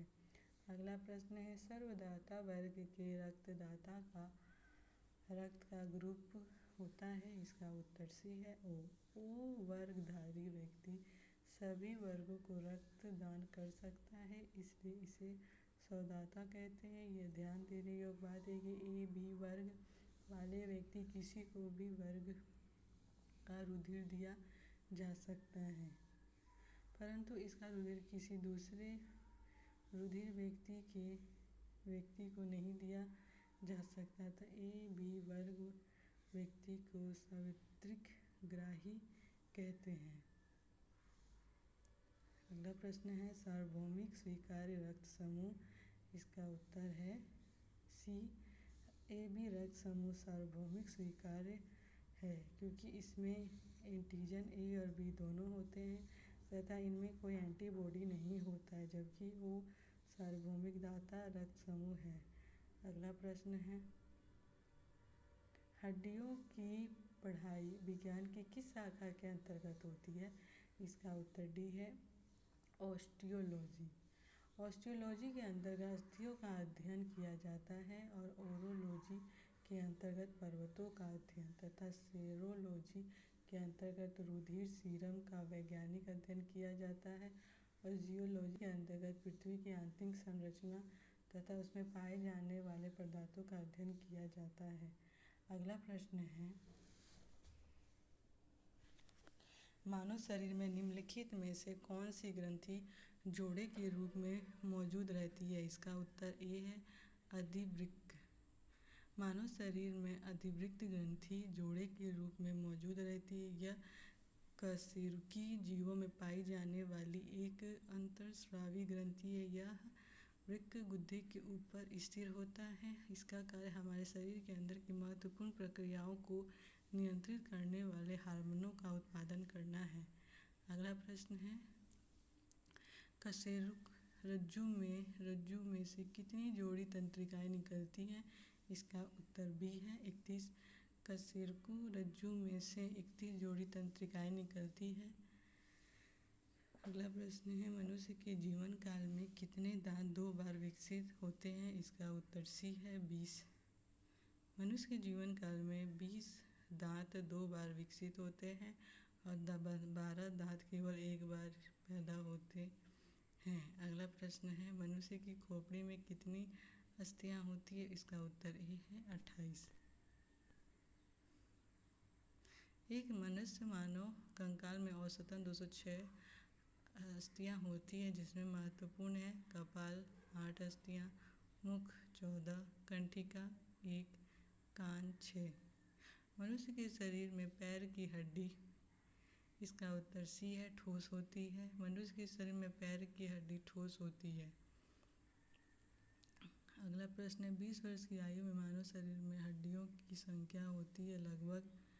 इसका उत्तर डी है, उपयुक्त में से कोई नहीं। 20 वर्ष के मानव शरीर में हड्डियों की संख्या 206 होती है, जो कि मुख्यतः 2 भागों में बटी होती है, अक्षीय कंकाल 80, उपांगीय कंकाल 126। निम्नलिखित में से कौन सा मनुष्य में अवशेषी अंग नहीं है। इसका उत्तर सी है, सामने वाले चपटे दांत कृतंक। अगला प्रश्न है, जीवधारियों में अकार्यकीय एवं शारीरिक अध्ययनों से हमें अवशेषी अंगों के बारे में ज्ञान प्राप्त होता है। यह एक ऐसा अंग है जो क्रियाहीन प्रतीत होता है, परंतु इसे पूर्वज के क्रियाशील अंग के समजात दर्शाया जा सकता है। उदाहरण, मनुष्यों के बृहदांत्र में उपस्थित कृमि रूप पटिशेषिका एवं आँख की निमेष झिल्ली। परिशेषिका शाकाहारी रूमिनेट स्तनपायी प्राणियों में क्रियाशील होती है। अगला प्रश्न है, जैविक सिस्टम में रासायनिक क्रिया की प्रक्रिया को तेज करने में उत्तरदायी पदार्थ है। इसका उत्तर सी है, एंजाइम। एंजाइम एक जैविक उत्प्रेरक है जो एक प्रोटीन है और अन्य उत्प्रेरक की तरह अभिक्रिया की गति को तेज करता है। जीवों में ज़्यादातर अभिक्रिया एंजाइम की उपस्थिति में होती है। उत्प्रेरक के रूप में यह अग्र और उत्क्रम दोनों प्रकार का कार्य करता है, इसलिए यह पदार्थ के निर्माण और संश्लेषण दोनों को उत्प्रेरित करता है। अगला प्रश्न है, विटामिन जो खट्टे फलों में पाया जाता है तथा चर्म को स्वस्थ रखने में जरूरी होता है, इसका उत्तर सी है, विटामिन सी। विटामिन सी रसदार फल विशेषकर आंवला, नींबू, संतरा, नारंगी, अमरूद में पाया जाता है तथा यह चर्म को स्वस्थ रखने में जरूरी होता है। विटामिन सी का रासायनिक नाम एस्कोर्बिक अम्ल है। अगला प्रश्न है, विटामिन सी का रासायनिक नाम, इसका उत्तर ए है, एस्कोर्बिक अम्ल। अगला प्रश्न है, दूध किसका घटिया स्रोत है, इसका उत्तर है सी, विटामिन सी। दूध को संपूर्ण आहार माना जाता है क्योंकि इसमें लगभग सभी अनिवार्य पोषक तत्व पाए जाते हैं, लेकिन इसमें विटामिन सी की मात्रा अत्यंत कम होती है, अतः यह विटामिन सी का घटिया स्रोत है। अगला प्रश्न है, इलुलिन प्राप्त होता है, इसका उत्तर है बी, डहेलिया की जड़ों से। इलुलिन एक पॉलीसैकेराइड है जो डहेलिया के जड़ से पाया जाता है। अगला प्रश्न है, 80% से अधिक सेल में पाया जाने वाला पदार्थ है, इसका उत्तर है डी, जल। जल की मात्रा कोशिका सेल में सर्वाधिक होती है, इसकी मात्रा लगभग 80% तक होती है। अगला प्रश्न है, वर्तमान प्रमाण के अनुसार पृथ्वी पर जीवन का उद्गम 2 लाख वर्ष पूर्व हुआ। इस युग में प्रोटोजोआ, शैवाल एवं जीवाणु थे, इसका उत्तर, इसका एक्सप्लेनेशन देखते हैं। आधुनिक खोजों से स्पष्ट हो चुका है कि प्रोटोजोआ के उद्भव का आरंभ 3.5 अरब वर्ष पूर्व हो चुका था। साइनोबैक्टीरिया या नील हरी शैवाल का उद्भव 2.3 अरब वर्ष पूर्व माना जाता है। अगला प्रश्न है, निषेचन की क्रिया कहाँ पर होती है, इसका उत्तर है बी, अंडवाहिनी में। मानव में आंतरिक निषेचन होता है। मैथुन क्रिया द्वारा नर युग्मक शुक्राणु स्त्री जननांग में प्रवेश करते हैं और शुक्राणु अत्यधिक सक्रिय तथा चलायमान होते हैं। करोड़ों शुक्राणु योनि में प्रविष्ट होकर गर्भाशय ग्रीवा से गर्भाशय की ओर बढ़ते हैं, अतः सिर्फ एक शुक्राणु डिंबवाहिनी अंडवाहिनी नली में अंडाणु को निषेचित करता है। अगला प्रश्न है, आधुनिक मनुष्य का पूर्वज है, इसका उत्तर बी है, क्रो-मैग्नान मनुष्य। अगला प्रश्न है, आधुनिक मनुष्य का पूर्वज है, इसका उत्तर बी है, क्रो-मैग्नान मनुष्य। क्रो-मैग्नान आधुनिक मानव से मिलता जुलता है। यह आज के मानव के एकदम समान 6 फुट लंबा और पूरी तरह सीधा था। यह पाषाण युग में रहता था और अस्थि औजारों का प्रयोग करता था। वह पशुओं की खाल को सील कर पहनने की योग्यता रखता था। वह मानव गुफाओं में रहता था और गुफा की दीवारों पर उसके द्वारा बनाए गए भित्ति चित्र प्राप्त होते हैं। वह सबसे नया प्रागैतिहासिक मानव है। अगला प्रश्न है, विकास का मुख्य कारक है, इसका उत्तर है डी, प्राकृतिक वर्ण। आज विकास के सर्वाधिक मान्य सिद्धांत को विकास का संश्लेषणात्मक सिद्धांत के नाम से जाना जाता है। इसमें जाति के अभ्युदय को आनुवंशिक विविधताओं की अन्योन्य क्रियाओं एवं प्राकृतिक चयन के आधार पर स्पष्ट किया गया है। अगला प्रश्न है, कवक पौधों में नहीं पाया जाता है, इसका उत्तर सी है, पर्णहरित। कवकों में पर्णहरित नहीं पाया जाता है, इसी कारण अब इन्हें पादप वर्ग में नहीं रखा जाता, हालांकि इन्हें पहले इन्हें पादप वर्ग में रखा जाता था। अगला प्रश्न है, शैवाल और कवक के मिलने से लाइकेन बनता है, जिसे कहते हैं, इसका उत्तर बी है, म्यूट्यूअलिज्म। शैवाल और कवक के मिलने से लाइकेन बनता है जिसे म्यूचुअलिज्म कहते हैं। इसमें शैवाल और कवक दोनों ही समान रूप से लाभान्वित होते हैं। शैवाल कार्बनिक पदार्थों का संश्लेषण करते हैं जो स्वयं तथा कवकीय घटक के लिए पर्याप्त होता है। कार्बनिक भोजन के बदले में कवकीय घटक शैवाल को जल एवं खनिज उपलब्ध कराते हैं। अगला प्रश्न है, प्रतिवर्ती क्रियाओं का नियंत्रण केंद्र कहाँ पर है? इसका उत्तर सी है, कशेरुकी रज्जु में। प्रतिवर्ती क्रियाओं का नियंत्रण कशेरुकी रज्जु में होता है। मेरु रज्जु एक बेलनाकार संरचना है। यह मेडुला ऑब्लांगेटा से आरंभ होकर कशेरुकदंड में गिरा हुआ नीचे की ओर विस्तारित होता है। यह भी मस्तिष्कावरण द्वारा ढका रहता है। कुल मिलाकर 31 जोड़ी मेरु तंत्रिकाएं मेरु रज्जु से निकलती हैं। अगला प्रश्न है, विकास का कारक है। इसका उत्तर है सी, पीढ़ी से पीढ़ी अनुकूलन। विकास के सर्वाधिक मान्य सिद्धांत को विकास का संश्लेषणात्मक सिद्धांत के नाम से जाना जाता है। इसमें जाति के अभ्युदय को आनुवंशिक विविधताओं की अन्योन्य क्रियाओं और प्राकृतिक चयन के आधार पर समझा जा सकता है, अर्थात पीढ़ी से पीढ़ी अनुकूलन ही विकास का कारण है। अगला प्रश्न है, कच्चे फलों को कृत्रिम रूप से पकाने के लिए प्रयोग में लाई जाने वाली गैस का नाम है। इसका उत्तर बी और डी है, एसिटिलीन और एथिलीन।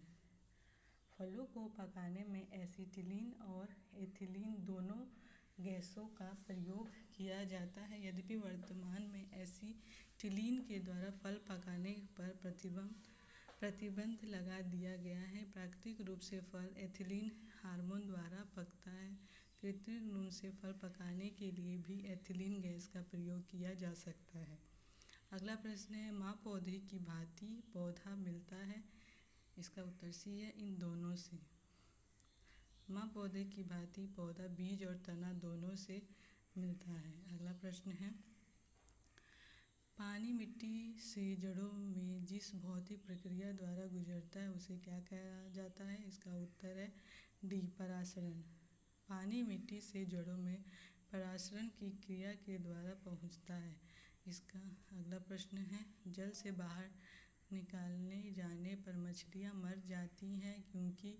इनका उत्तर सी है, वे श्वास नहीं ले पाती हैं। हवा में लगभग 21% ऑक्सीजन तथा पानी में भार की तुलना में लगभग 0.5 से 0.9% तापमान पर निर्भर करते हुए ऑक्सीजन है, किंतु अधिकतर मछलियाँ यदि पानी से बाहर निकाल दी जाए तो ऑक्सीजन की कमी से होने वाली घुटन के कारण मर जाती है। इसका कारण यह है कि जहाँ पानी में बहाव के साथ साथ गैसों का आदान प्रदान भी होता जाता है, पतले चपटे गलफड़े एक गीले कागज की भांति कार्य करते हैं। पानी से बाहर निकलने पर यह सब गलफड़े आपस में जुड़ से जाते हैं, जिसके कारण सतही क्षेत्र कम हो जाता है। घटे हुए सतही क्षेत्र के कारण गैसों का आदान प्रदान कम हो जाता है और मछली की मृत्यु हो जाती है। अगला प्रश्न है, जहाँ जीव रहता है उस सटीक जगह को कहते हैं। इसका उत्तर ए है, आवास। किसी प्रजाति विशेष के पौधों या जीवों या अन्य जीवधारियों के रहने की सटीक जगह आवास कहलाता है। अगला प्रश्न है, मधुमक्खी कॉलोनी के सदस्य एक दूसरे को किस प्रकार पहचानते हैं? इसका उत्तर ए है, गंधक से। लगभग सभी पक्षियों में सूचनाओं के आदान प्रदान की विधियाँ होती हैं। ये दृष्टि, आवाज़, स्पर्श, अपने गंध द्वारा सूचनाओं का आदान प्रदान करते हैं। मधुमक्खियाँ भोजन की दिशा तथा उसके स्रोत को बताने के लिए विभिन्न नृत्य मुद्राएं करती हैं, जबकि एक दूसरे को गंध से पहचानती हैं। अगला है, मायोग्लोबिन में कौन सी धातु होती है? इसका उत्तर है डी, लोहा। मायोग्लोबिन लोहा और ऑक्सीजन युक्त प्रोटीन है जो सभी स्तनधारियों की मांसपेशियों में पाया जाता है, जबकि हीमोग्लोबिन रक्त में लाल रक्त कणिका में पाया जाता है। अगला प्रश्न है, मनुष्य के शरीर में खून के शुद्धिकरण की प्रक्रिया को कहते हैं। इसका उत्तर ए है डायलिसिस। मनुष्य के शरीर में रक्त शुद्धिकरण की प्रक्रिया को डायलिसिस कहा जाता है। निम्न में से किसकी कमी से मधुमेह होता है? इसका उत्तर है डी इंसुलिन। इंसुलिन की कमी से मनुष्य को मधुमेह होता है। इंसुलिन का मुख्य कार्य रुधिर में ग्लूकोज का नियंत्रण करना होता है। इसी की कमी से रक्त में ग्लूकोज का नियंत्रण नहीं हो पाता। अगला प्रश्न है, एड्स निम्न कारकों में से किसके द्वारा होता है? इसका उत्तर सी है विषाणु। एड्स एक विषाणु जन्य रोग है। एड्स रोग का कारण विषाणु HIV ह्यूमन इम्यूनोडेफिशिएंसी वायरस है। अगला प्रश्न है, HIV द्वारा होने वाला रोग है। इसका उत्तर डी है एड्स। HIV द्वारा होने वाला रोग एड्स है। अगला प्रश्न है, निमोनिया एक संक्रमण है। इसका उत्तर डी है फेफड़ों का। निमोनिया फेफड़ों का एक संक्रमण है जो कि एक या दोनों फेफड़ों में प्रदाह उत्पन्न करता है। यह संक्रमण विषाणु, जीवाणु, कवकों आदि के माध्यम से हो सकता है। अगला प्रश्न है, स्त्रियों की तुलना में पुरुष अधिक वर्णांत से पीड़ित हो सकते हैं क्योंकि? इसका उत्तर सी है, उनमें केवल एक एक्स क्रोमोसोम होता है। स्त्रियों की तुलना में पुरुष वर्णांतता से पीड़ित हो जाते हैं क्योंकि स्त्रियों में 2 एक्स क्रोमोसोम लिंग निर्धारण क्रोमोसोम होते हैं, जिसमें से एक एक्स जो वर्णांतता के जीन को यदि वहन करता है तो दूसरा सामान्य एक्स क्रोमोसोम उसे संतुलित कर देता है। इस तरह महिला केवल वाहक का कार्य करती है, पीड़ित नहीं होती, जबकि पुरुष रोगग्रस्त हो जाता है। अगला प्रश्न है, एस्पिरिन कहाँ से मिलती है? इसका उत्तर है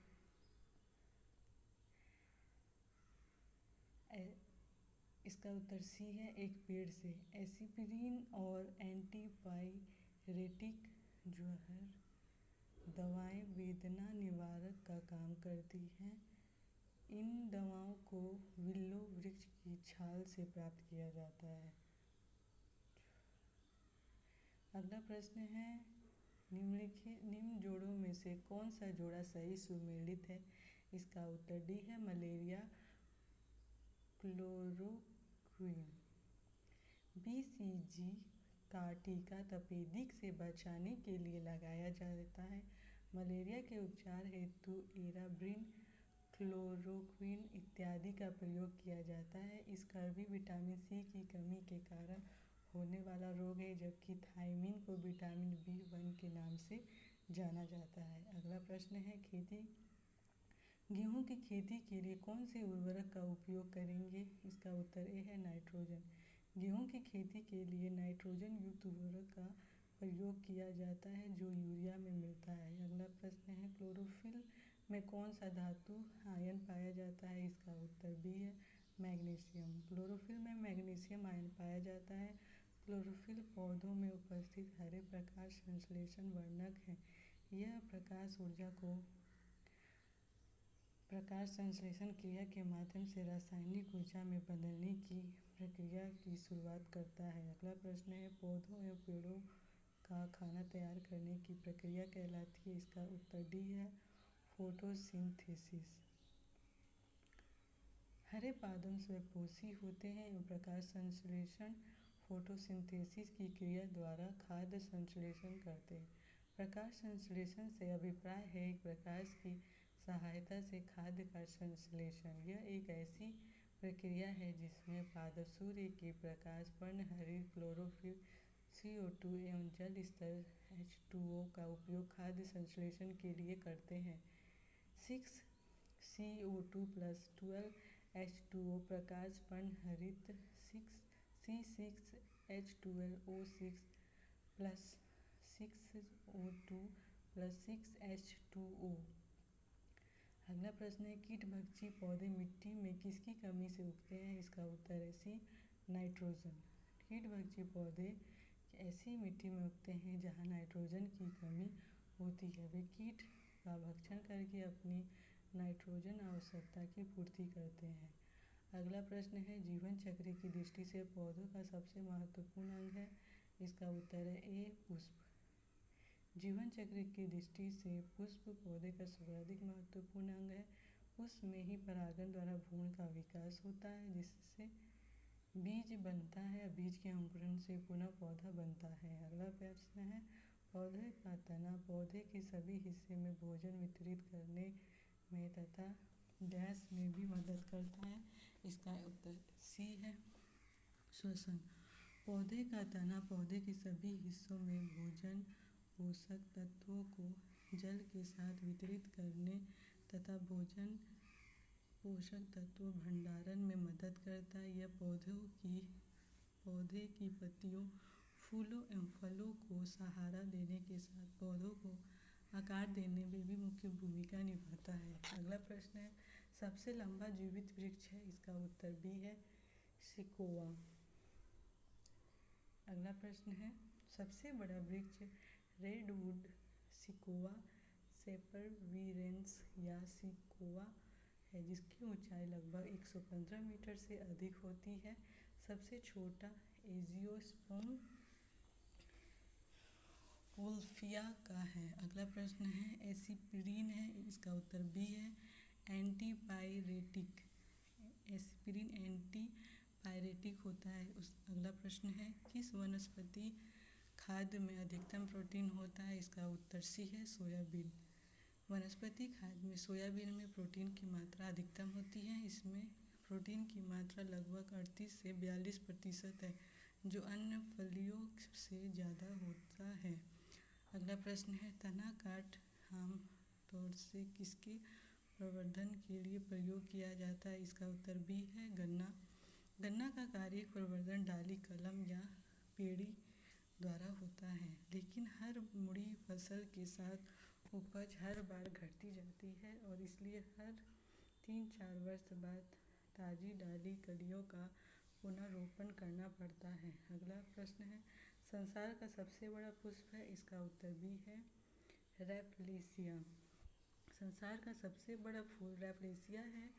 यह इंडोनेशियाई वर्षा वन में डॉक्टर जोसेफ अर्नाल्ड द्वारा 1818 में पहली बार खोजा गया। इस फूल का व्यास 100 सेंटीमीटर तक तथा वजन 100 किलोग्राम तक होता है। अगला प्रश्न है, हरगोविंद खुराना को किस आविष्कार के लिए सम्मानित किया गया।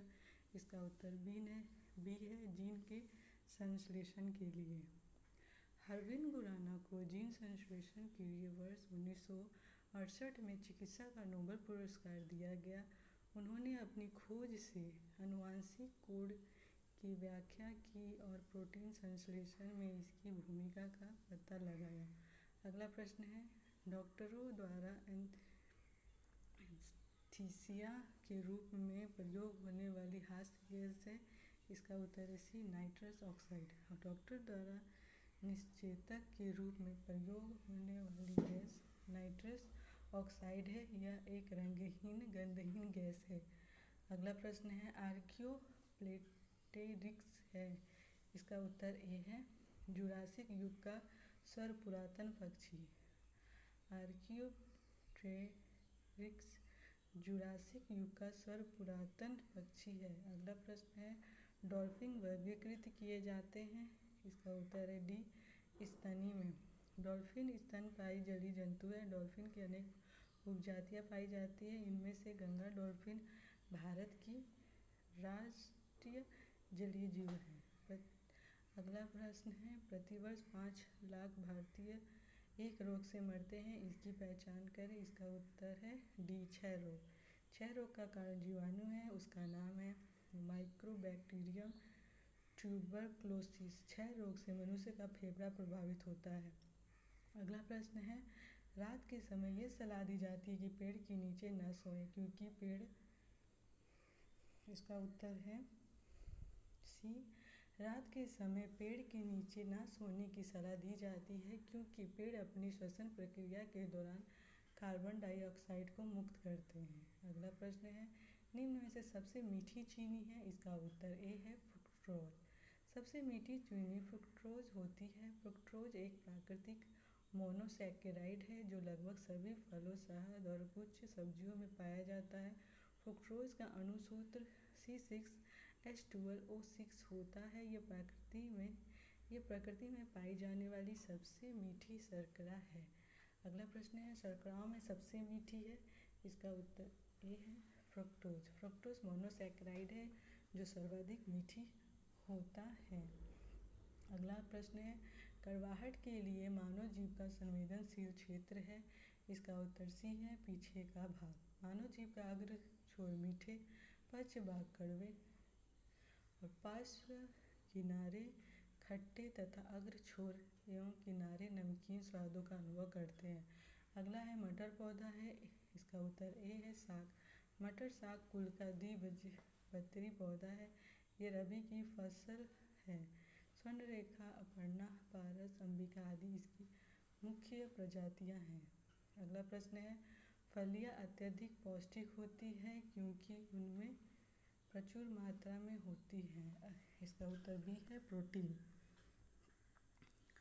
फलियों में प्रचुर मात्रा में प्रोटीन पाई जाती है। इनके पौधे लेग्यूमिनोसी कुल के अंतर्गत शामिल हैं। इनकी जड़ों की ग्रंथियों में नाइट्रोजन स्थिरीकरण करने वाले जीवाणु पाए जाते हैं।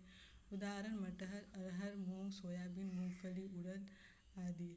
थायराइड। अगला प्रश्न है, थायराइड ग्रंथि थायरॉक्सिन स्रावित करने के लिए उत्तेजित करने वाला अंतर्स्रावी हार्मोन कौन सा है? इसका उत्तर ए है TSH। थायराइड गले के पास पाई जाने वाली एक छोटी तितली के आकार की ग्रंथि होती है। इससे स्रावित होने वाला हार्मोन शरीर की ऊर्जा का विनिमय करता है। यह hormone TSH thyroid stimulating hormones होता है। इसका निर्माण पीयूष ग्रंथि में होता है। अगला प्रश्न है, थायराइड ग्रंथि की खराबी किसकी कमी के कारण होती है? इसका उत्तर है सी आयोडीन। आयोडीन युक्त हार्मोन थायरॉक्सिन एक अमीनो अम्ल है जिसका स्राव थायराइड ग्रंथि द्वारा होता है। थायराइड ग्रंथि से थायरॉक्सिन हार्मोन स्रावित करने के लिए उत्तेजित करने वाला अंतर्स्रावी हार्मोन थायराइड स्टिमुलेटिंग हार्मोन या थायरोट्रोपिन है जिसका स्रावण अंग पिट्यूटरी की थायरोट्रॉफ कोशिकाएं करती हैं। रुधिर में आयोडीन एवं थायरॉक्सिन की कमी होने पर पीयूष ग्रंथि से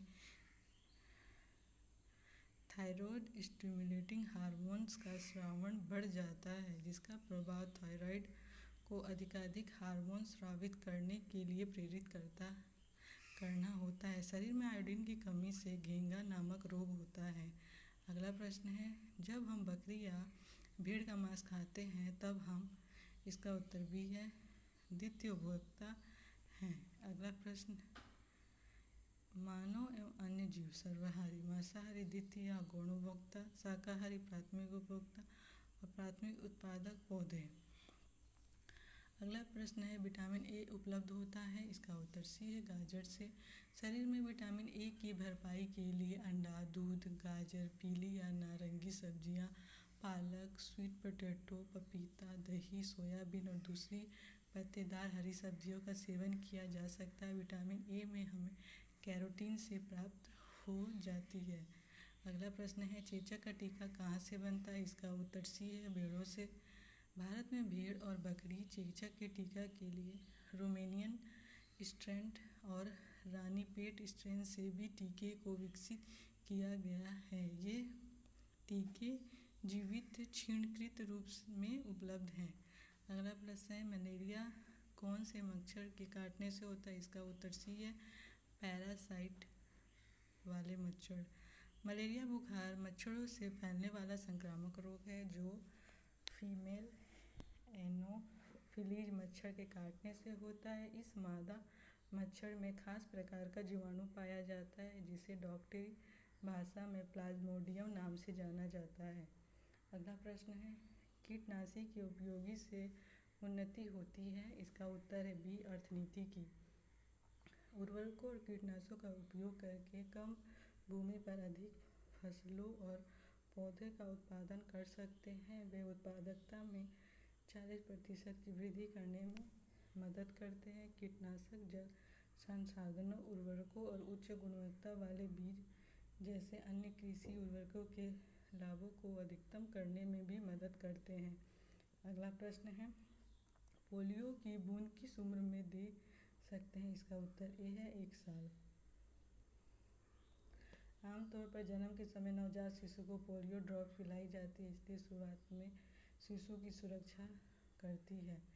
पोलियो इंजेक्शन की पहली खुराक जन्म के 6 सप्ताह में दी जाती है। अगला प्रश्न है, डैश के अभ्यास से जानवरों के क्लोन तैयार किए जाते हैं? इसका उत्तर है सी, जैव प्रौद्योगिकी। जैव प्रौद्योगिकी जीव विज्ञान पर आधारित प्रौद्योगिकी है। जैव प्रौद्योगिकी उन प्रौद्योगिकियों और उत्पादों को विकसित करने के लिए सेलुलर और जैव आणविक प्रक्रियाओं का उपयोग करती है, जो हमारे जीव और पृथ्वी के स्वास्थ्य को बेहतर बनाने में मदद करते हैं। जैव प्रौद्योगिकी के जरिए ही जानवर क्लोन तैयार किए जाते हैं। अगला प्रश्न है, निम्नलिखित में से डैश आम के पौधे और बंदर दोनों की कोशिकाओं में पाया जाता है? इसका उत्तर है डी, कोशिका झिल्ली। उपयुक्त प्रश्न में आम के पौधे और बंदर दोनों की कोशिकाओं में पाए जाने वाला तो कोशिका झिल्ली में कोशिका के सभी अवयव एक पतली झिल्ली के द्वारा घिरे रहते हैं। इसी झिल्ली को कोशिका झिल्ली कहते हैं। कोशिका झिल्ली अर्धपारगम्य होती है। अगला प्रश्न है, डैश मांसपेशी को हड्डी से जोड़ता है? इसका उत्तर सी है, कंडरा। कंडरा मांसपेशी को हड्डी से जोड़ता है। कंडरा शरीर के हड्डियों या संरचना को हिलने डुलने में मदद करता है। अगला प्रश्न है, फूल का डैश बल फल बनाता है? इसका उत्तर है सी, अंडाशय। फूल का अंडाशय फल बनाता है। फूलों का जनन अंग होता है। फूलों में बाह्य दलपुंज, पुमंग और जायांग पाए जाते हैं। इसमें पुमंग नर जनांग का भाग है, जबकि जायांग मादा जनांग का भाग है। जायांग में अंडक पाए जाते हैं, जिसके 3 भाग हैं, अंडाशय, वर्तिका और वर्तिकाग्र। फूल का अंडाशय बाद में चढ़कर फल का रूप ग्रहण करता है। अगला प्रश्न है, द्विपद विज्ञान संबंधी नाम का उदाहरण है? इसका उत्तर है सी, राना टाइग्रिना। द्विपद नामकरण की पद्धति के अंतर्गत किसी प्रजाति के 2 नाम होते हैं, एक सामान्य नाम और दूसरा विशिष्ट नाम या वैज्ञानिक नाम। उपयुक्त प्रश्न में राना टाइग्रिना मेंढक का वैज्ञानिक नाम है, इस कारण ये द्विपद विज्ञान संबंधी नाम का उदाहरण है। अगला प्रश्न है, संक्रामक रोग का सबसे सामान्य वाहक है? इसका उत्तर है बी,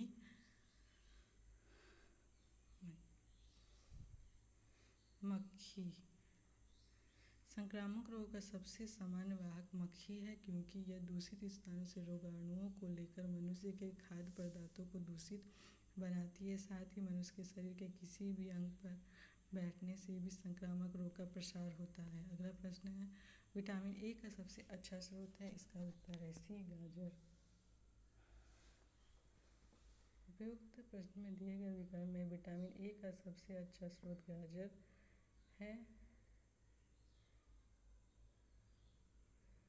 हरी सब्जियां, दूध, मक्खन, अंडा, मछली का तेल इत्यादि। विटामिन ए की कमी से होने वाला रोग रतौंधी, जीरोप्लेथेमिया, त्वचा की कोशिका में परिवर्तन इत्यादि। अगला प्रश्न है, कंधे पर पाए जाने वाला जोड़ डैश में भी पाया जाता है? इसका उत्तर है बी, नितंब। उपयुक्त कंधे पर पाए जाने वाला जोड़ नितंब में भी पाया जाता है। अगला प्रश्न है, निम्नलिखित में से हमारे शरीर के तापमान को नियंत्रित करने के लिए सबसे अधिक सक्रिय रूप से कार्य करता है? इसका उत्तर है ए, त्वचा। उपयुक्त प्रश्न के विकल्प में त्वचा हमारे शरीर के तापमान को नियंत्रित करने के लिए सबसे अधिक सक्रिय रूप से कार्य करता है। अगला प्रश्न है, किसमें परिवर्तन के कारण रंध्र खुलते या बंद होते हैं? इसका उत्तर है सी, कोशिकाओं में पानी की मात्रा। दिन के समय अधिक वाष्पोत्सर्जन के कारण पानी जड़ों द्वारा अवशोषित हो जाता है और जाइलम के माध्यम से पौधों के विभिन्न क्षेत्रों में स्थानांतरित हो जाता है, जिससे रक्षक कोशिका फूल जाती है। परिणामतः रंध्र छिद्र जल जाता है। रक्षक कोशिका रात में सिकुड़ जाती है और सख्त हो जाती है क्योंकि जड़ें कम पानी सोखती है। परिणामतः रंध्र छिद्र बंद हो जाता है। अगला प्रश्न है, क्लोरोफिल सूर्य के प्रकाश के डैश तरंग दैर्घ्य की को अवशोषित करता है? इसका उत्तर ए है लाल और नीले। क्लोरोफिल एक रासायनिक फोटो रिसेप्टर प्रकाशग्राही है जो पौधों में प्रकाश संश्लेषण के लिए प्रकाश को रोकता है। यह दृश्यमान प्रकाश स्पेक्ट्रम को लाल लंबी तरंगदैर्घ्य और नीले लघु तरंगदैर्घ्य क्षेत्रों में प्रकाश को अवशोषित करता है। हरा प्रकाश अवशोषित नहीं होता बल्कि परावर्तित हो जाता है। इसी कारण कोई पौधा हरा दिखाई देता है। अगला प्रश्न है, निम्नलिखित में से कौन सा मेल सही नहीं है? इसका उत्तर बी है। आधार के पास शाखाओं के साथ मोटा कठोर तना पेड़। आधार के पास शाखाओं के साथ मोटा कठोर तना वाली संरचना पेड़ नहीं झाड़ी होती है। ध्यातव्य है कि पौधे पृथ्वी पर प्रमुख उत्पाद की भूमिका निभाते हैं। इसके अतिरिक्त पौधे अलग अलग स्वरूप में अलग अलग नामों से जाने जाते हैं। पर्णवृत्त पत्ती को तने से जोड़ता है। लता एक प्रकार की कमजोर तना होती है जो सीधे खड़ी नहीं हो सकती है। अगला प्रश्न है, खमीर का उपयोग डैश के उत्पादन में किया जाता है? इसका उत्तर सी है शराब। खमीर का उपयोग शराब और बीमर जैसे मादक पेय पदार्थ के उत्पादन के लिए किया जाता है। इसका उपभोग ब्रेड के उत्पादन में भी किया जाता है। मनुष्य के लिए पोषक पूरक के रूप में भी इसका उपयोग किया जाता है। अगला प्रश्न है, सक्शन पुल के कारण पेड़ों में पानी बहुत ऊंचाई तक पहुंच जाता है, जिसका कारण है? इसका उत्तर है सी, वाष्पोत्सर्जन। वाष्पोत्सर्जन एक प्रक्रिया है जिसमें पौधों के रंध्रों के माध्यम से जल वाष्प की हानि शामिल होती है। पौधों से जलवाष्प की हानि पौधे को तब ठंडा करती है जब मौसम बहुत गर्म होता है। अगला प्रश्न है, निम्नलिखित में से कौन सा क्लोरोप्लास्ट का एक लक्षण है जो उसे स्वयं प्रतिकृति के योग्य बनाता है? इसका उत्तर ए है डीएनए और आरएनए दोनों की उपस्थिति। डीएनए और आरएनए दोनों की उपस्थिति क्लोरोप्लास्ट का एक लक्षण है जो उसे स्वयं प्रतिकृति के योग्य बनाता है। विदित हो कि क्लोरोप्लास्ट सभी हरे पादप कोशिकाओं के कोशिका द्रव्य में पाए जाते हैं। इसकी संख्या 1 से 1008 तक हो सकती है। यह एक दोहरी झिल्ली वाली संरचना है। अब